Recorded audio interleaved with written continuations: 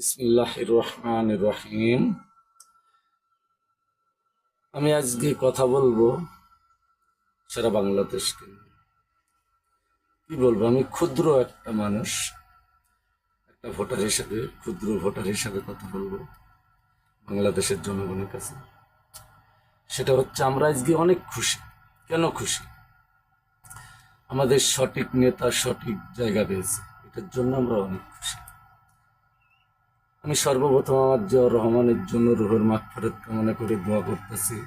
আমার খালেদা জিয়া প্রধানমন্ত্রী জিয়াউর রহমানের জন্য মাগফিরাত দোয়ার কামনা করতেছি। তাদের জন্য আমি এই জুম্মার দিনে দোয়া করতেছি, তারা যেন বেহেশতে নসিব হোক। সারা বাংলাদেশের যারা মুসলমান, যে যেখানে হয়তো আমার জিয়ার শরীর যে যেখানে হয়তো মারা গেছেন, তাদের দোয়ার মাগফিরাত কামনা করতেছি। আমি একটা কথা বলবো যে আজকে বাংলাদেশের লোক অনেক খুশি। কির জন্য খুশি? যে সঠিক নেতা সঠিক জায়গা পেয়েছে। কির জন্য? আমাদের রহমান, তারেক জিয়া রহমান, সেটা বাংলাদেশের জনগণ সেটা দেখাই দিচ্ছে ভালোবাসে কতটুকু। তা আমি বলবো, যেমন জনগণ আপনাকে দেখাই দিচ্ছে, আপনাকেও ঠিক জনগণকে সেভাবে দেখা দিতে হবে।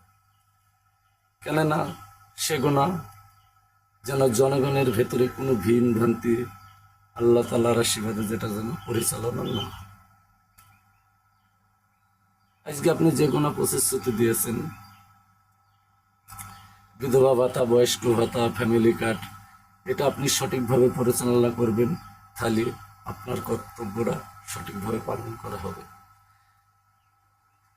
আমরা চাই আপনি সঠিকভাবে সঠিক নেতা হিসাবে বাংলাদেশের তাজ হয়ে থাকেন। আমরা জনগণ, আমি ছোট্ট একটা ক্ষুদ্র ভোটার হিসাবে আপনার জন্য দোয়া করি।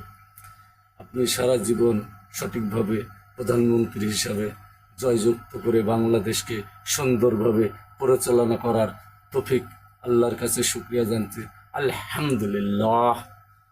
এই বলে আমার বক্তব্য শেষ করতেছি। তারেক জিয়া জিন্দাবাদ, তারেক জিয়া প্রধানমন্ত্রী জিন্দাবাদ। আসসালামু আলাইকুম।